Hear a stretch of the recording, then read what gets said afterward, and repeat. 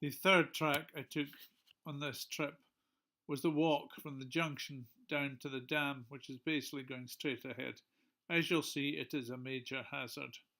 Not very far down this route, there are a couple of things to avoid, not least of which is a set of steps, which you're quite clearly not going to be able to descend. To be fair, the gentleman who gave me the directions for this route had not marked this route as accessible. So I'll show you why, because of course I went down to have a look. Now first of all, I was going to go along the track which leads round to the dam and is accessible. But as I went round the corner, it looked as if there was some problems with the track. There was quite rough grass further along it and quite a big, muddy, rocky patch on the left. So rather than bounce my way down that, I thought I would try a different track. So being me, I thought, I know. As you see, I could reverse out of there. There is another of the tracks at the junction going right there, and you'll see another one at the bottom, just as I head straight ahead. If I had gone right, I would have gone on to the North Ridge path quite happily, but instead I headed down the walking path. At this stage, both wheels are on the grass, as it's quite narrow in places, and I'm bouncing along quite happily, quite a pleasant path. However,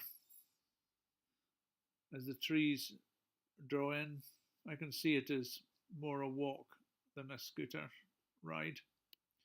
Quite muddy in places and a bit rutted. Just have to be careful not to drop my wheels in a rut. With a full suspension scooter, this is no problem at all. With a trike, it would be pretty easy. Unpleasant at the very roughest of bits. It's quite an interesting path. I was hoping it would take me all the way down to the dam with some difficult patches. I was hoping. Hope upon hope. False hope, as it turned out. Anyway, of course, at this stage, although the track is not great, everything is wonderful.